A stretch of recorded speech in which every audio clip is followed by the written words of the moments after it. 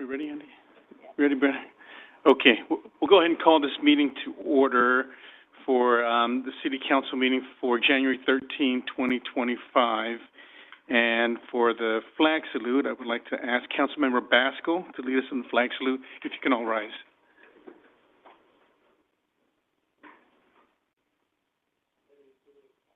I pledge allegiance to the flag of the United States of America and to the republic for which it stands, one nation, under God, indivisible, with liberty and justice for all.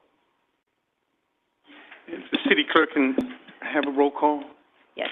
Councilmember Ashbeck? Here. Councilmember Basco? Here. Councilmember Pierce? Here. Mayor Moanatua? Here. And we have Councilmember Bessinger absent tonight. Okay.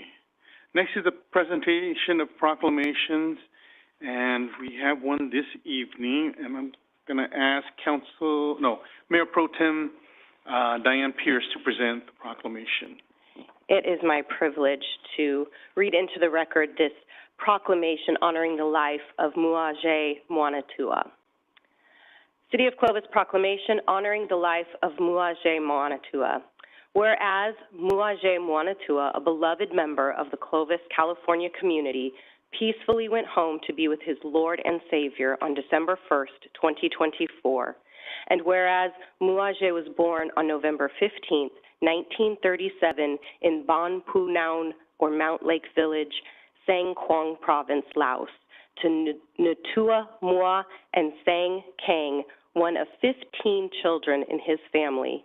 And whereas Muaje's unwavering faith in God defined his life, leading him to serve in the Lao Evangelical Church in Laos, found the first Lao Evangelical Church in America, and dedicate himself to prayer, service, and his community. He married his beloved wife,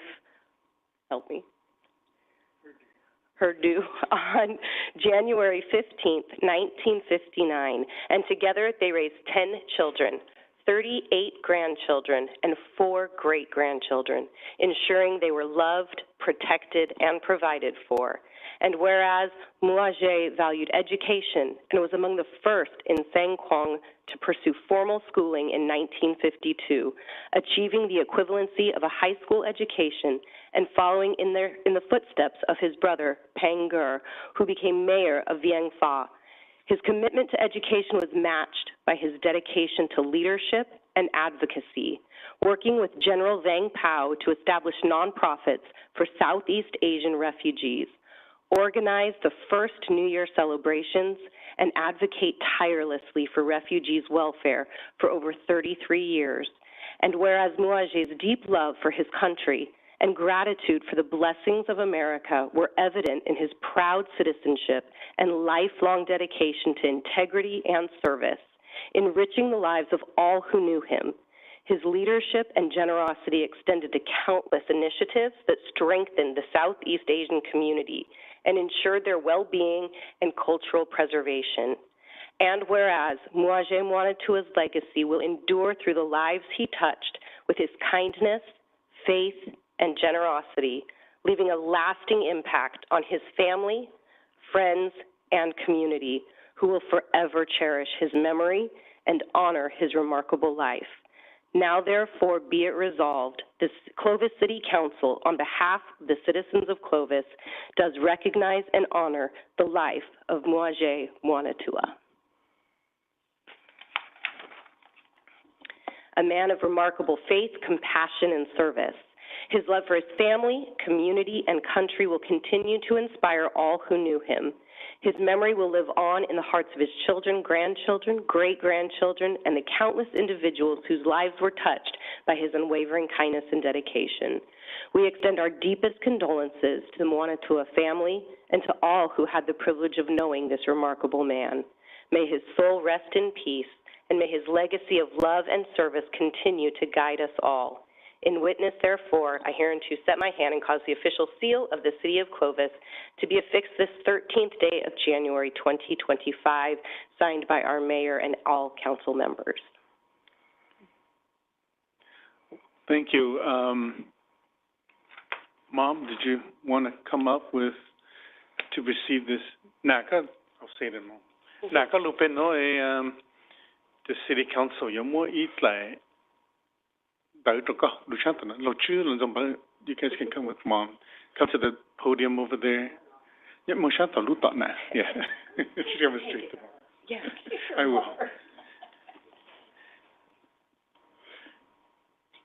And check out more Luachi. Do you have anything to say, Mom, before we?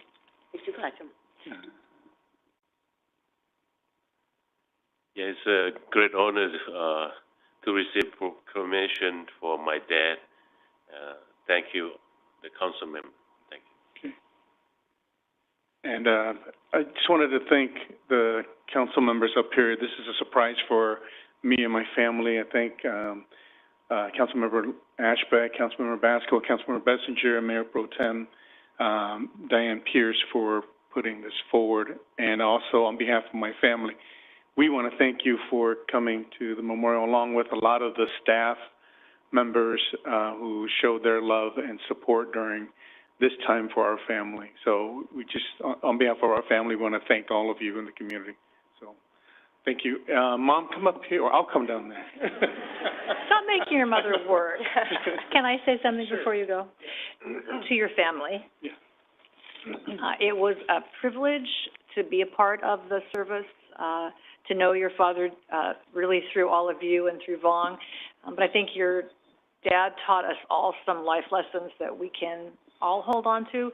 And when I think about the history of Clovis, we have long-standing families, the Takahashis and the Mess Plays and others, and the Moana-Tuas will be part of that legacy as time goes on. So thank you for sharing your family, all 135 of you, or whatever the number was, with us. So thank you so much. Yeah. How do you say we love you in Hmong? Uluka. Uluka.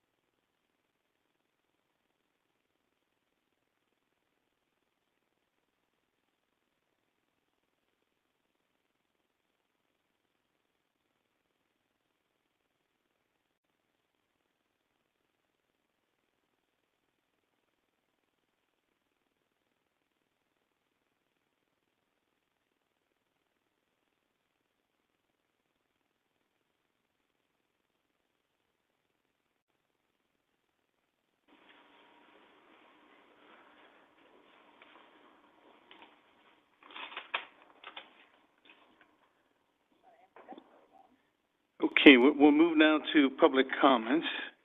And this item is for an opportunity for the members of the public to come before the council on an item that is not on the agenda. You will have 3 minutes.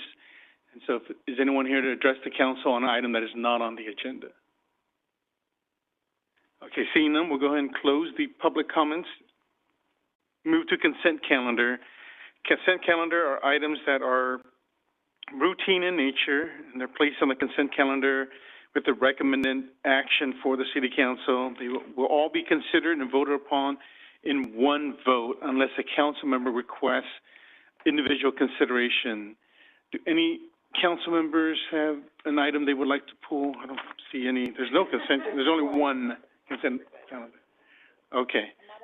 You, okay. Okay. Anybody here in the audience to address an item on the consent calendar? Okay, seeing none, bring it back to the council for a motion. Motion? I'll second. Motion second. All in favor, signify by saying aye. Aye. Any opposed?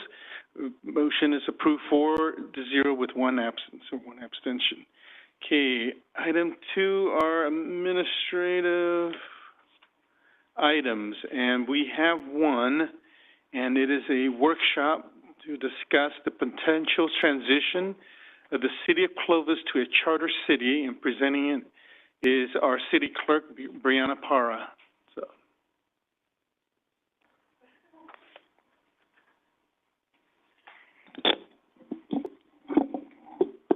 Good evening.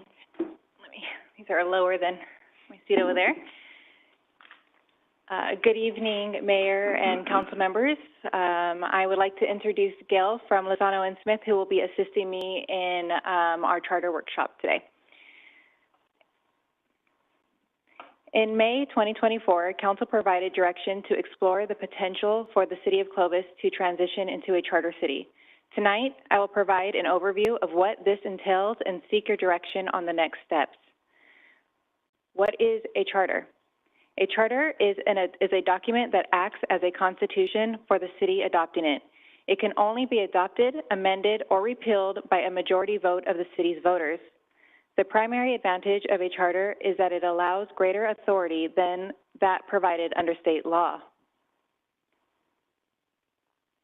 Tonight's presentation will cover a review of charter cities and the differences of general law cities, the concepts of home rule and municipal affairs, statewide concerns and their relevance to charter cities, disadvantages of becoming a charter city, and lastly, we will seek council's direction and address any questions you may have.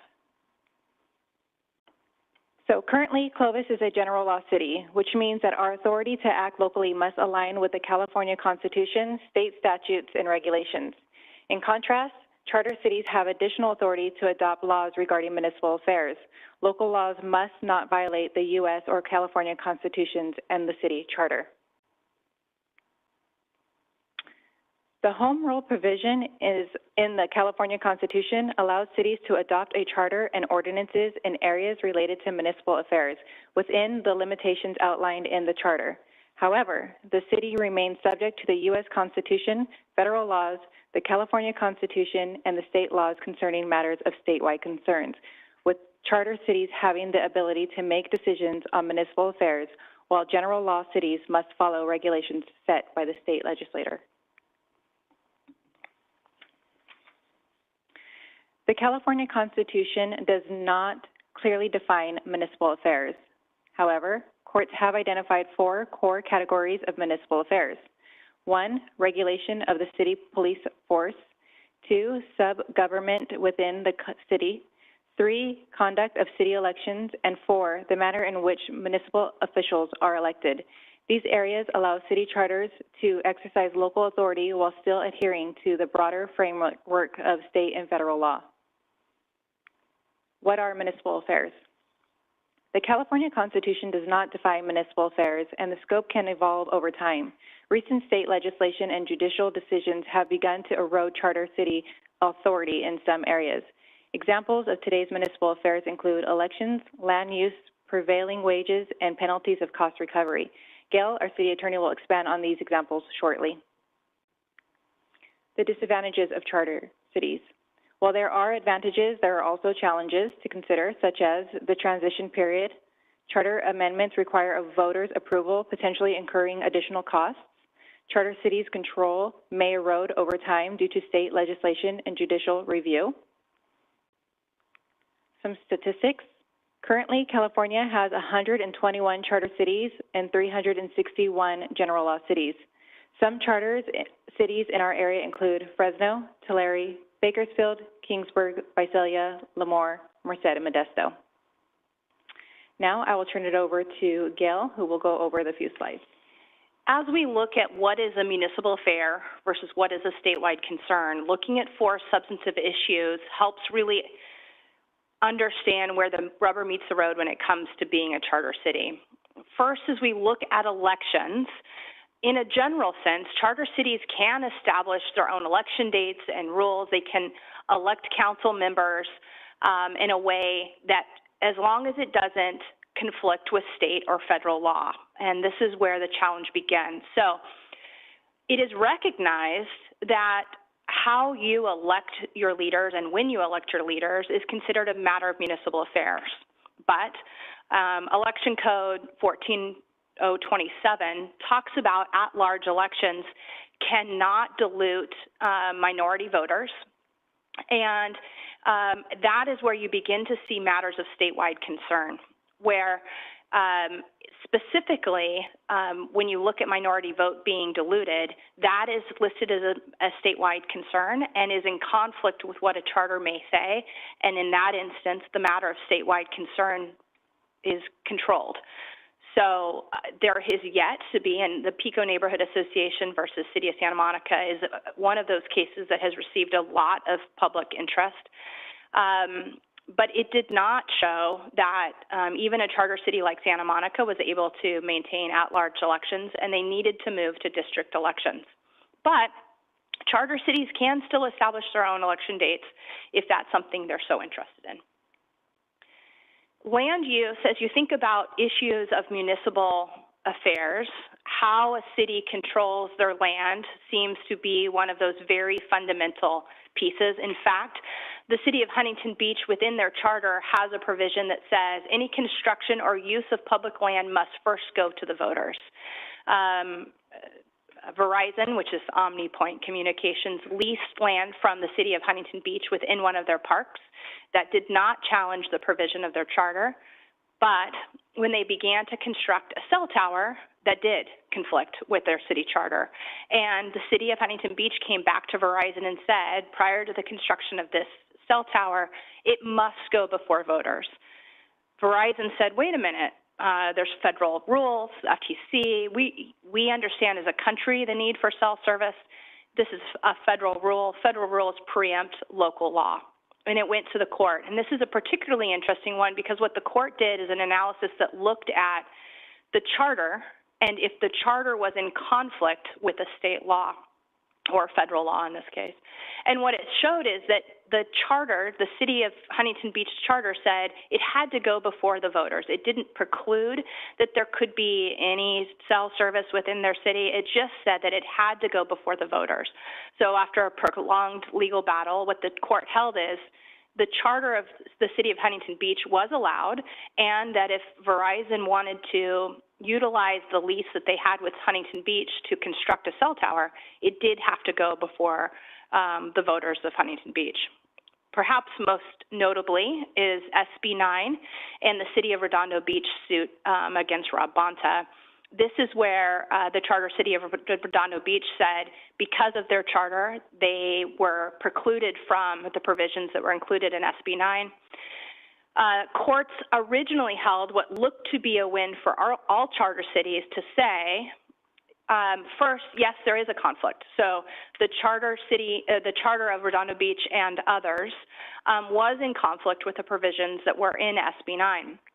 But the court held the provisions in SB 9 were not narrowly tailored. So if there's a conflict, then you have to show that that statewide concern is narrowly tailored. So initially, and it received a lot of press, that, wow, this is really, charter cities are going to be able to, if their charter allows, to avoid some of the provisions in SB 9. What the legislature then did was to say, okay, we need to narrowly craft SB 9. They amended SB 9 and the governor signed in fall revisions that now include charter cities. And if that case were to go before a court now, they would not succeed in the same way because the legislature went and re-narrowed that piece. In doing so, the state of California elevated housing to an issue of statewide concern. Huntington Beach, just as they were active in the original preservation of their charter, has been very active in this conversation. Their council actually lodged a federal First Amendment complaint and said that this was compelled speech. It's a particularly novel approach to fight a housing law by saying it's compelled speech. Again, it got a lot of press, which is the reason I wanted to mention it here, but the federal court said that it was not compelled speech to follow state law. So land use perhaps used to be an area that had lots of control, but increasingly those issues, particularly to housing, have been designed to be, or the state has said, are a statewide concern and are no longer allowed to be carved out as a municipal concern, a municipal affair. Another topical issue is prevailing wage. When charter cities entirely use charter city money for projects, those projects are not subject to prevailing wage. So development impact fees and those projects that are solely from dollars from the charter city prevailing wage would not be subject to those projects. However, and this is the caution that I want to put, it requires a really in-depth analysis to make sure that there aren't any other public monies included. So, for instance, Measure C dollars, state dollars, federal grants, those are all other public monies, and in those instances, prevailing wage would apply. So there could be, for some charter cities, an opportunity for savings by having some projects that are not subject to prevailing wage, but that would require some analysis to make sure that the projects aren't receiving funding from other public dollars. The other one that I think is interesting for charter cities is to look at the penalties and cost recovery. Charter cities are able to, by their charter, set their own penalties and steps to penalties that are different than state statute, so long as those fines aren't excessive. And so it's not just the fine that's levied the first time, but the accumulation of fines. And that has been a challenge for some cities, as the initial fine may not seem to be excessive, but as those accrue over time, they can be excessive, and so those would be things that would need to be set. The challenge is that, again, all of those penalties would need to be set by the charter. If this is something that council is interested in, crafting the charter in such a way that future councils are understanding of what that looks like, and you're not binding other future councils to a particular cost schedule is important to be thoughtful as you proceed forward. But those were the four areas that I think illustrated what is a municipal affair and how statewide concern can interplay between those two pieces as it goes forward. Thank you, Gail. And a few things to keep in mind if you decide to proceed with drafting a charter. Drafting a charter should be completed about spring of 2026. Before putting a charter on a ballot, council must hold 2 public hearings. They must be 30 days apart. 21-day notice of hearing is required, and council cannot put a charter on the ballot unless at least 21 days after the second public hearing is held. There are options for charter language development. Option 1 is charter language can be developed at staff level based on council direction for council consideration. Or 2, charter review committee charter review committee could develop charter language based on council direction for council consideration. This could be a commission appointed by the city council or an ad hoc council committee of up to 2 council members. So this concludes our presentation, council. Staff is looking for direction from you on our next steps to either A, remain general law city, or continue research on areas of interest for charter implementation with the goal of placing the charter on the November 2026 ballot. And that's all I have today. Any questions of staff? Go ahead.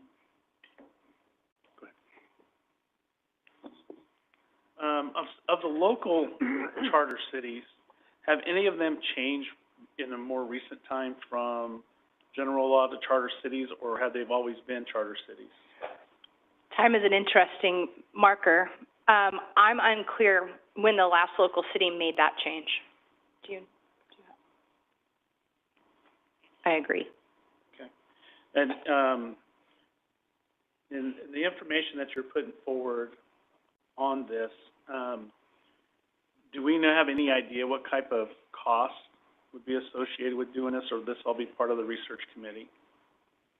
We were going to bring that forward if you choose to proceed with drafting a charter, but we definitely want to include the cost of elections, which I think this year was about $70, $75, and then maybe additional costs for outreach. So that would be something that we would be presenting to you guys with an approximate cost of what it might be.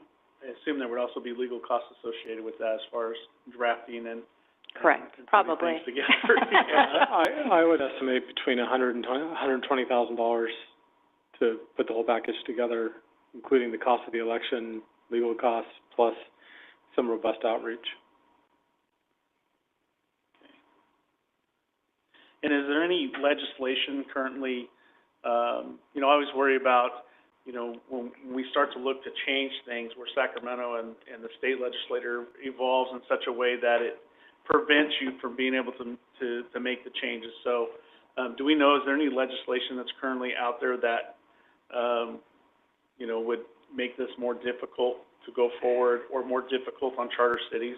You know, that's an interesting question. So, as Brianna said, the ability to have a charter is in the Constitution of the state of California, and so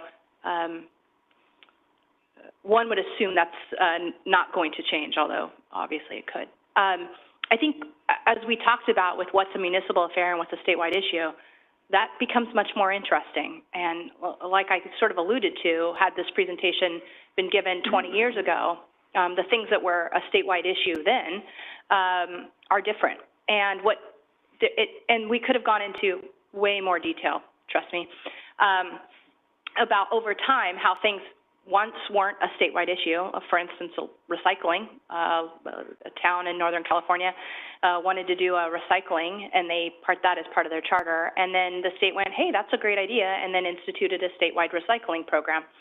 I don't know if that's a pro or a con, but then it became a statewide issue. And so sometimes those statewide issues are the evolution of what we think of as a state as a good thing. Sometimes it's the state saying we want to look at the way local control is happening and change.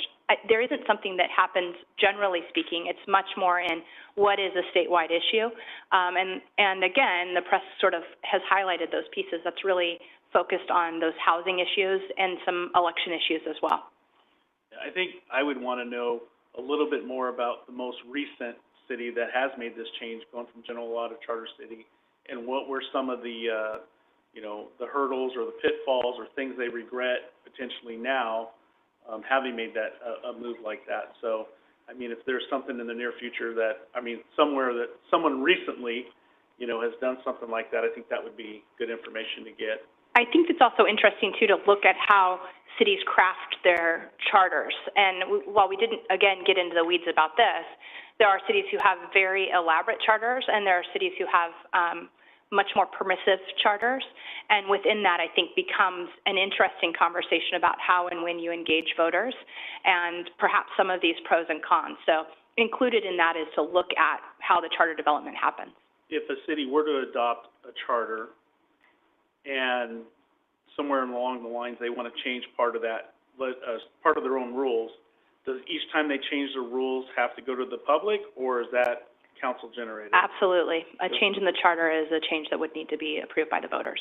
Okay. Thank you. Thanks, this is super interesting. I would be interested in a little bit more, I mean, because even what you said here, I think it is an interesting conversation. It is. What I think is going to happen is everything will be a statewide issue at some point, and then your charter will be not useful. But I think for me, we're not trying to solve a particular problem. We got into it maybe thinking it was housing or land use, but I think it would be ill-advised to change to solve the problem of today. I'm trying to imagine in 20 years what's the advantage of a charter versus general law, and I'd love you all to weigh in. I'd love staff to weigh in on what it would be, because you did call out things that we have discussed up here, and local control matters. But I'm not sure, from what you said, there's a lot of opportunity for charters to be just as unuseful as being a general law city.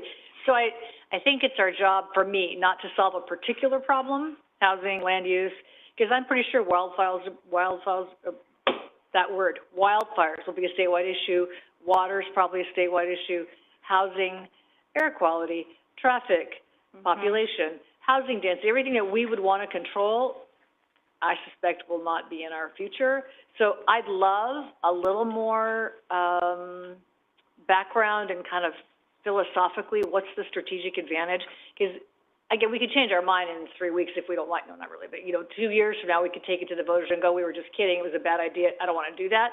So I'd love a little more information, but I don't think it's useful to solve a problem of today. I think that would be a bad idea, but I'd love to understand long range what that might look like from your informed view and staff's opinion. What does that appear? What have been the experiences in Merced, Visalia, any city that's a charter city? I just think it's an interesting, but the very things you've talked about here are things we thought we might solve with this, but we're not going to solve: voters, elections. So I don't want to solve a problem. I want to think about what's the right positioning for Clovis in 20 years, and so I'd love to know more your thoughts on that. Okay. Yeah. Thanks.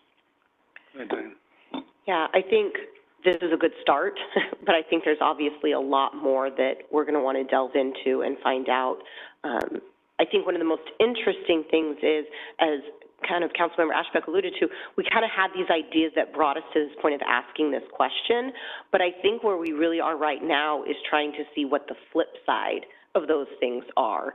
The idea that Sacramento has eroded local control basically with every session, and it goes exponentially greater every time they get together. I think that gives us some cause to really want to look more deeply into this and see both sides of everything.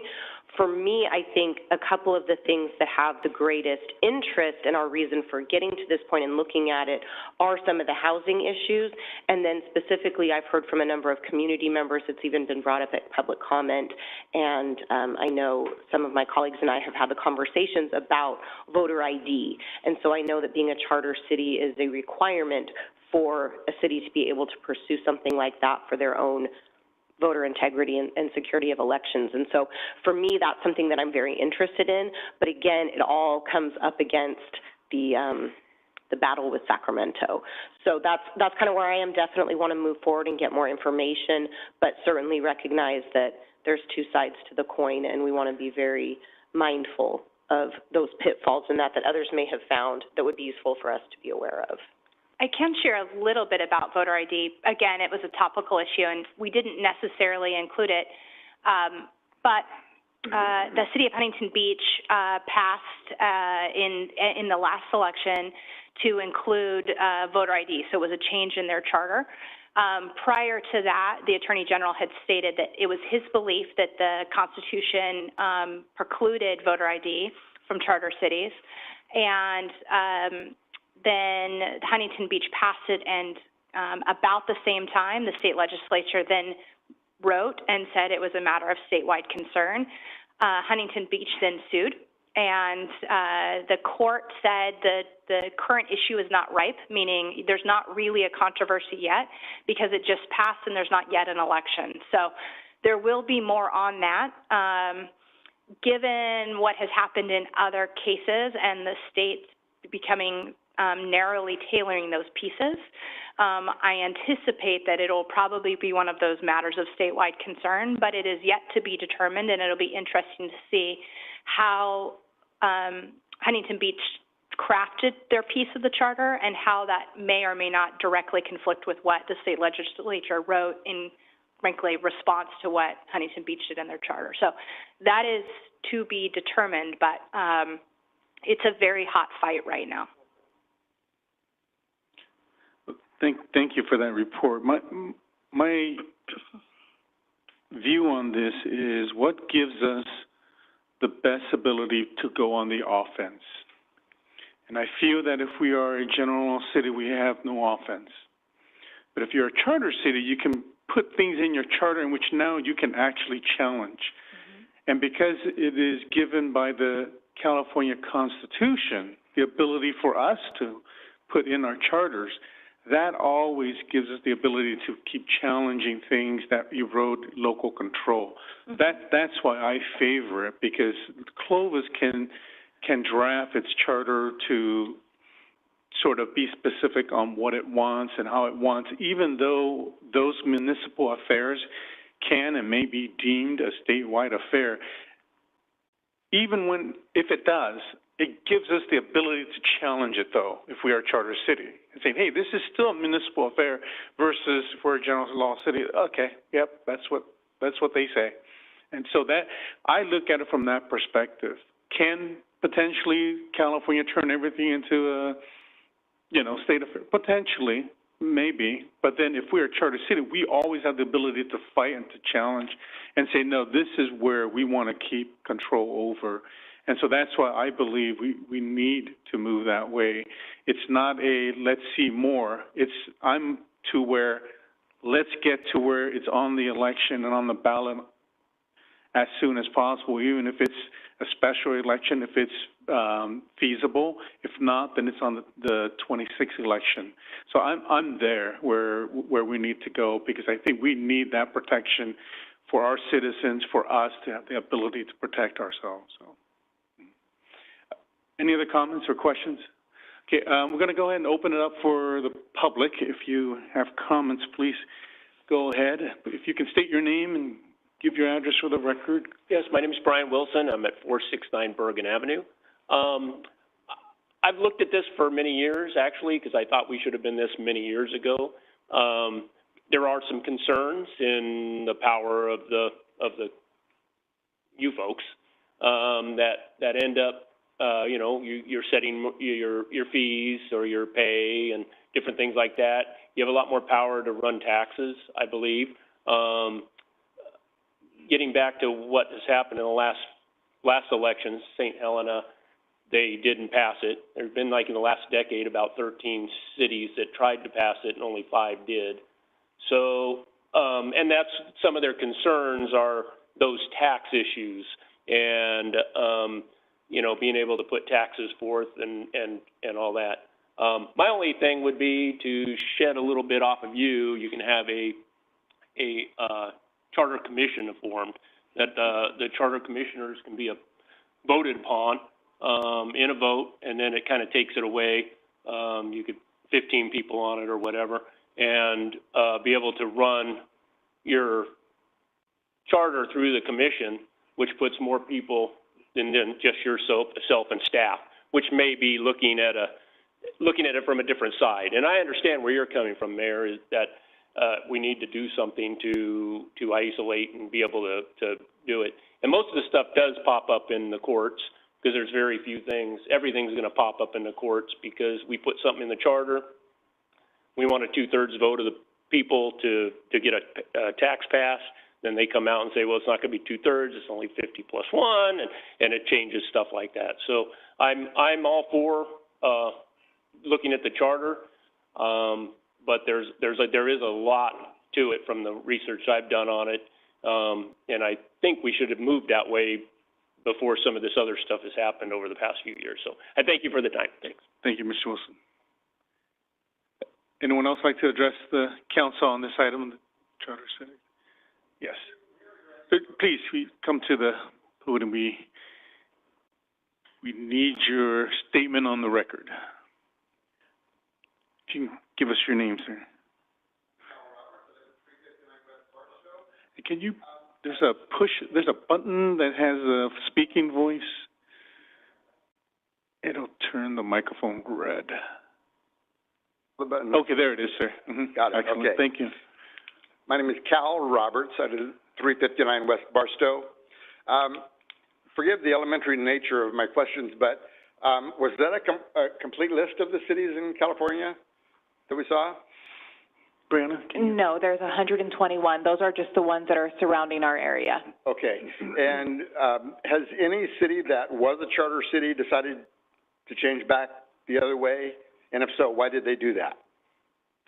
That wasn't I have not researched that. I can do that. Okay. Just if someone went there and came back, I'd want to know why they did that. Okay, that's all. Thank you. Thank you, Mr. Roberts. Excellent questions. Anyone else like to address the council? Please.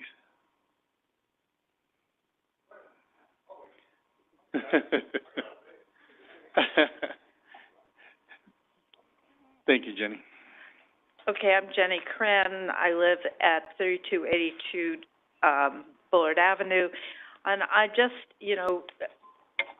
we've just gone through sort of an episode of learning how expensive it is to have legal fights. And I wonder at the wisdom of doing all this just so we can enter legal fights with the state, and what the expenses there would be. That's all. Thank you, Jenny.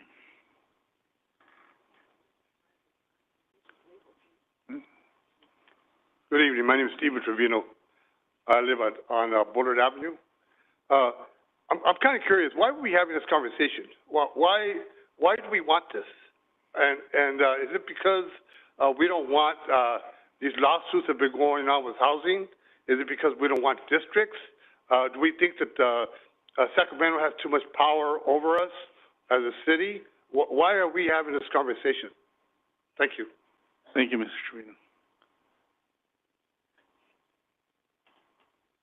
And I guess broadly, just to answer that, I think the council is interested in seeing how the city can operate, and this gives us another way of existing. So there's two ways, and we've never researched the other way. So we have not, it's not a decision yet, but we want the staff to go. I think we're leaning to where we're wanting the staff to give us more research and let us know the pros and cons in more detail of what we can do.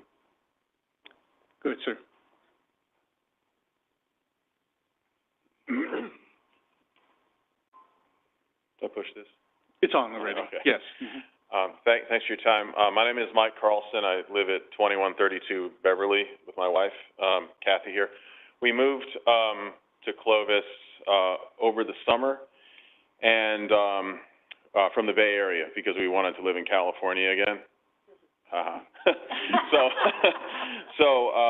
We really like the town, a lot of good things about it, obviously, so we moved here. It seems like a place where, you know, so basically I could start blabbing, but I think like what's happening in the world seemingly with different countries, this country at different levels, there's a decentralization of power going on, you know, which is good. It goes from I think you know what I mean, populism, that kind of thing. So we didn't know what to expect, you know, coming to this. So this is exciting. It could go either way. There's like a downside to every upside and vice versa and everything. But we were pretty excited to hear this, and it gives you, you know, potentially some ground to fight the big guys up north on. So it's good. So thank you. Thank you, Mr. Ralston. Welcome. Yep.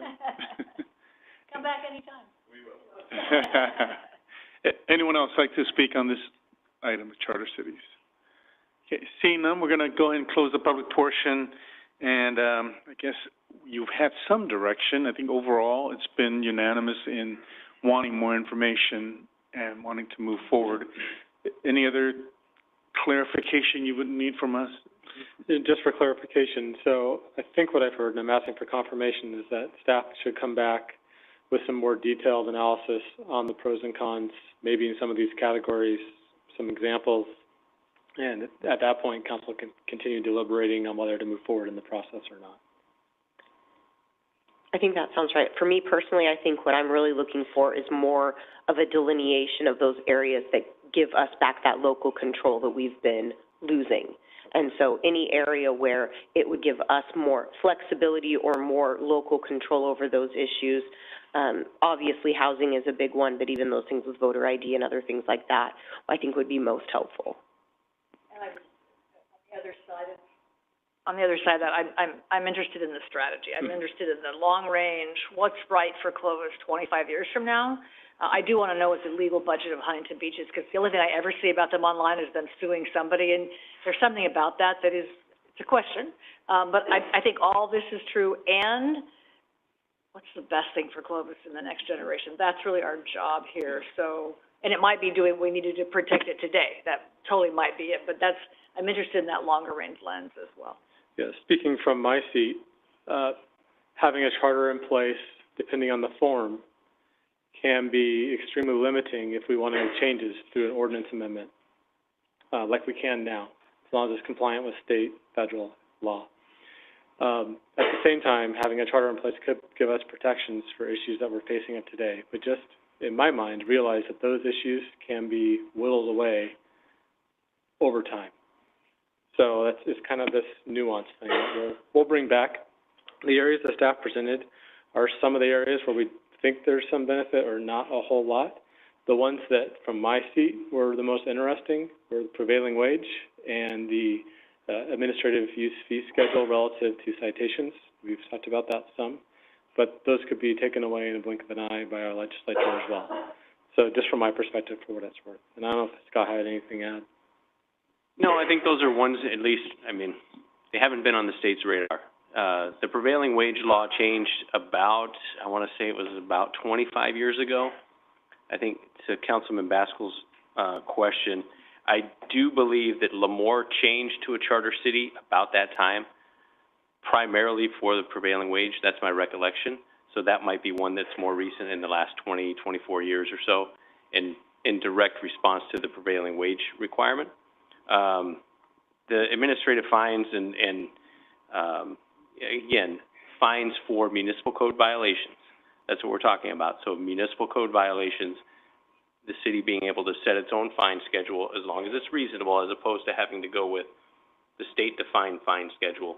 That is one I don't think that the state, at least they haven't taken an interest in. So those two areas, again, I can't predict the future, but the state has had a couple of decades at least to get into those, and several of the charter cities, the 120 charter cities in the state, do address those things, and the state hasn't taken an interest in pulling that back, as opposed to housing and some of the other stuff that the state has said, no, you guys aren't dealing with that. Those are matters of statewide concern. We're taking that back. So those two areas, again, I can't predict the future, but I think those are probably safe, at least initially, but we'll have to wait and see. And for me, oh, no, go ahead. Councilman Baskel, go ahead. Go first. I was gonna say, for me, it would be the pros and cons of, you know, a more recent city, if it was Lemoore or someone else, you know, what have been the benefits or the negatives to making a switch. And, I mean, I don't know if there's any cities that have gone back to being general law cities too, so that would be something, to know. The tax issue, that's an issue that was raised that I would want to know more information about that specifically. You know, I don't think we really want to have, you know, a council being able to set taxes in the future without public input. And legal costs that are associated with, being a charter city whenever you want to make a change or look at doing things. It seems, you know, we talked about Huntington Beach because they tend to take up the fight on everything, and, you know, they probably have a lot more funds than we do when it comes to that. But, so that's what I would want to know for the next.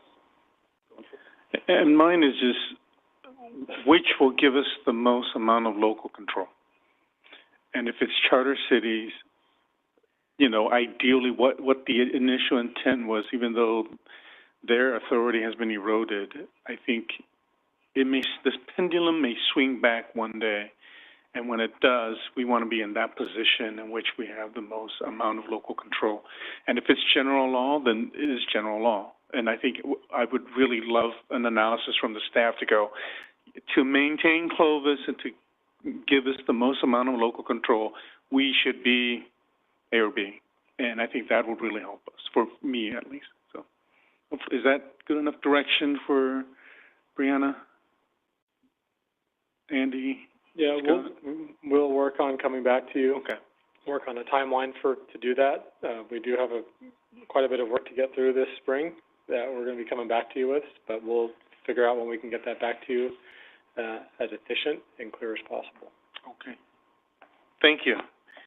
All right. We'll move now to agenda item 4, and this is for committee appointments.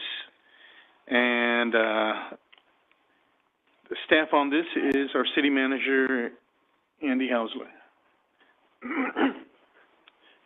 Yes, Council, there is a list as part of your agenda packet showing the various council committee appointments that need to be updated, a good chunk of them. So I would ask Council to go through those and provide their feedback and take any votes necessary. Okay. I think I have been on this the second longest next to Lynn, and a lot of it has been falling on sort of the mayor pro tem, and I really want the council to be able to get the best person for the committee, and sometimes they may not be myself as the mayor. So I hopefully we go with that intent. And if there's something you really would like, I think we should also discuss it now, so that way we get the best person who's willing to do it and to show up to the meetings and to give us feedback and represent Clovis well on all these committees. Some of them is not us, it's people we have appointed already. So we're just gonna go down each one and we can discuss it, or we can, and then maybe Lynn, you will probably have some insight, or the most insight on a lot of these commissions to let us know sort of what the duties are and how often they meet. So the first one is the Airport Land Use Commission. I'm gonna start you off. I have never been on this commission in my life. I'm not sure this list is actually right. So I hate to break it to you. I'm happy to do it. I've never been contacted. I've never heard a peep. So the previous member of this commission was Dwight Kroll. When he retired, they asked for a council member. I believe, I'm not aware of them ever meeting. So there is a reason why. Well, I'm happy to continue to serve, because that's a great committee to be on.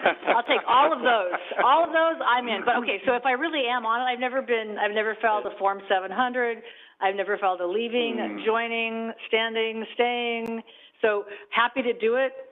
Kind of goes in the transportation theme of my life, but last one I thought was the first one, like, never heard from them in 2 years. Yeah, I think it only really is active when the airport is expanding. But look at the airport, it's done a lot in the last couple of years. New property, as in it's expanding its growth boundaries. But don't they have to meet once a year just like a rule? Whatever, happy to do it, but I've never been, so if I'm on it, that's news to me. But I'm happy to stay, because I liked it. It meets often enough that I can manage it. And there wasn't any request, as in it has to be mayor, any of that? Not that I'm aware of. Okay. Is there anyone else who would like this as well? Okay. Oh, boy. All right. We got our first appointment. Thank you so much. I feel very honored. The City Selection Committee. Wait, I forgot Cal ID. Oh, Cal ID. Cal ID. Cal ID is selected by the Cal ID board, so this body doesn't have any say on that at this point. But we can send to them who we recommend, can't we? And then they can vote. Because I like Matt, because Matt, I think you probably met with this group before. You're very familiar with them. Yeah, I think, if I remember right, I was an alternate because they wanted the mayor. Turn your mic on. I believe it was because the board itself wanted the mayor as part of that, and it might actually be part of their bylaws. To have the mayor. That the mayor, is part of that, which is why, because I think I was originally selected to be on that, and then that came back, and then that's why I'm listed as an alternate. Yeah. So, yeah, I think that body would let you know of the selection versus us letting them know. So we will wait for them on that one? Is that what's going on, Andy?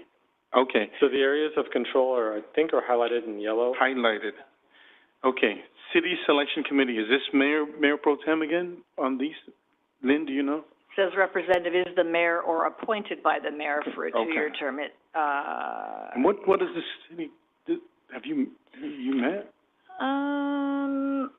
Let's see.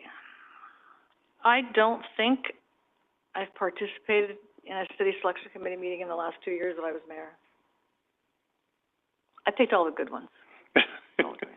I could be wrong about that, but I don't remember LAFCO, I don't remember Fresno Visitor and Convention Bureau, so I don't think it's a relationship to COG. Yeah, so it did not meet in the last 2 years, I'll say that. Okay. So is this just Mayor Pro Tem? Is that how it's working? Okay, so Vaughn and Diane, and if they start to meet a lot, then we'll meet again. Revisit that. So we'll put Mayor Pro Tem. Mosquito abatement's already there. Okay, COG, and COG, is this the mayor? Yep. It has to be, okay. Yeah. Mayor Pro Tem for this one? Okay.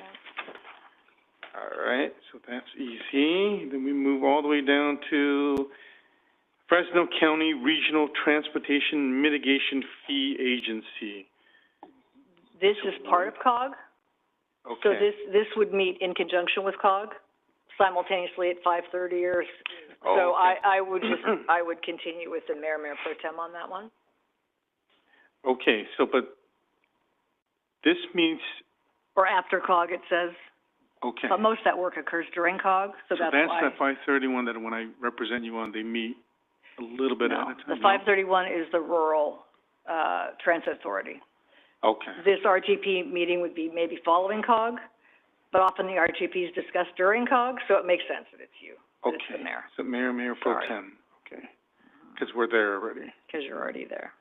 Okay, and then for the FCTA, I did get a request, from Lynn to continue as, Transportation Authority, and I have no objection to that unless there's someone else on the council who would like to also see if they want to be on the FCTA board.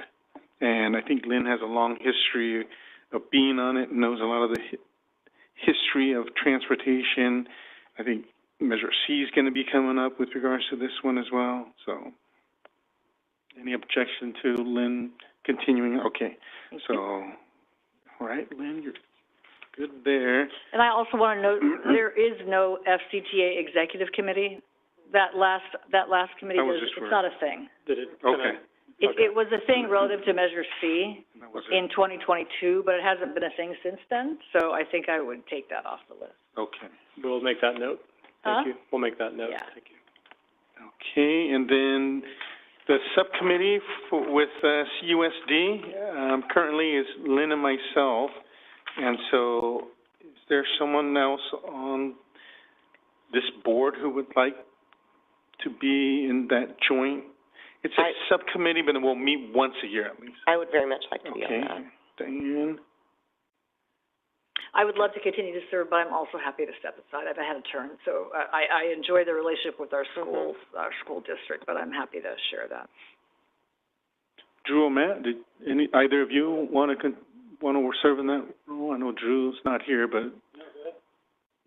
Yes, is that a no-go ahead as a yes or no-go ahead? No, if Diane wants to get on that. Yeah, I think there's two, so there's always two at those meetings, so we need one more. I think Lynn wants to stay on it. Yeah. Okay. All right, so we will have Diane and Lynn for that one. And that's an excellent committee, so. And then North Kings Groundwater, we have Matt and Drew, so would like to continue? Yep. Matt, okay. Now, oddly, I get invitations to that. As mayor? I don't know, unless I'm the alternate to the alternate. So again, There might be a different group called the Kings Basin Water Authority. We have the, expert in the it's this room. one. North Kings. It's this one. I think it's Upper this one. Kings, or- So the original was the Kings Basin Water Authority, then the North Kings GSA came along. And so you are, I'm the Upper Kings? you're in the Upper Kings, you're a director on the board, but generally staff attends that meeting. And it also rarely meets. Most of my announcements are the meetings have been canceled. There's a theme going on, everything I do gets canceled. It's not bad, I'm just saying. Okay, all right. So separate from this, then, what you're talking about? Yeah, the Upper Kings. Yeah. But I think I get them both, but that's okay. I don't go to that one. Okay, so we will continue with Matt and Drew on this North Kings Groundwater. Personnel Commission, no changes there. Planning Commission, I think that's it, right, Matt? Andy? That's all I have that are highlighted. Yeah, I'm just double checking. Okay, so I'll just run through them for the minute's sake. For the City Selection Committee, it'll be, Mayor Moatua, and the alternate will be Mayor Pro Tem Pierce. For the Fresno County Regional Transportation Mitigation Fee Agency, will be Mayor Moatua and, Mayor Pro Tem Pierce. For the Fresno County Transportation Authority Board will be Councilmember Ashbeck. For the Joint Committee on School Issues, it will be Councilmember Ashbeck and Mayor Pro Tem Pierce. For the North Kings Groundwater Sustainability Agency Board of Directors, it will be Councilmember Baskell and Councilmember Bessinger. And I believe that completes the list. And COG is myself and the Mayor Pro Tem. Yes, and then to clarify, COG is the Mayor and the Mayor Pro Tem as the alternate. All right. And we would need a motion and approval on that. I'll make a motion that we approve those. We don't need public comment. Second. You can if you want. We should? Okay. All right. We'll hold the motion. Can I open up for the public if you would like to comment on any of these committee appointments? You may do so at this time. Okay, we're gonna go ahead and close the public portion. We have a motion from Me. Councilmember Ashbeck, and from Matt, was it? Second. Okay. All those in favor, signify by saying aye. Aye. Any opposed? Okay, motion carries. And I think we'll now move to city manager comments. Thank you, Mayor. First, I wanted to thank the community for coming out last week for the workshop on how to learn to draw a district map. Just a heads up, the next council meeting will be having our first council district map hearing where all those maps will be reviewed. So that's coming next Tuesday because of the holiday. Also, a highlight, our previous mayor, Jose Flores, will be speaking at the Youth Commission this coming Wednesday to share his story here in Clovis. So that should be really neat. If you want to participate in that, it is a public meeting. I also wanted to remind the community and council about the MLK breakfast at CVMD this Saturday at 9 a.m., and our mayor will be saying a few words there from what I hear. And then last, but definitely not least, I'm happy to announce that Paul Armendariz, our current Deputy Utilities Director, will be serving as the Interim Assistant City Manager beginning February 1st. I'm very grateful for his willingness to serve and look forward to working with him, and I also want to thank Public Utilities and their team for sharing him with me and us. Paul's going to be a great asset to have at my side. I was just going to ask Scott how he was feeling. I don't really care how Paul's feeling right now. I'm asking Scott how he's feeling. He's not feeling very well. Congratulations, Paul. That's it. Okay. City Council comments. Councilmember Basco. Nothing. Okay. Councilmember Ashbeck. Two things. Can we get some code enforcement action on the old instant replay sports that then was a turf sales building right there on Shaw? Yeah, I know exactly the location. We've been actively engaged on that. East of Minnewawa. We'll continue. It's horrifying. Yeah. And then I wanted to just circle back. I appreciated last week you passed out quickly this council-directed items list. I would love, maybe not now, but what do we do with it now? So giving us a list of things that are in progress, sort of how do we move on these? I have half a dozen things that are not on this list, Peg Boss Plaza, all kinds of things that are not here. Maybe they need to be aggregated by like land use and, I don't know, public safety or some way to think about it, because otherwise I appreciate the list, but our intent was keeping track, and do we want to circle back, and how long have things been in progress? So maybe just some thought about how to best use this to inform what we're trying to do up here. So that's my comment on this. And I'll send you the ones that I have. Perfect. As well. Yeah. Feel free to, if ones aren't on there that we didn't catch, we want those, and we'll work on them. And I plan to provide that to council on the dais, at least on a monthly basis, with updates and where we're at. So maybe we should spend a moment looking at it, because passing it out, we all went home and I didn't look at it until I got home, to be honest. So maybe we should spend a moment during your comments to just go through it if there's any questions or that we have. There could be a category of constituent questions.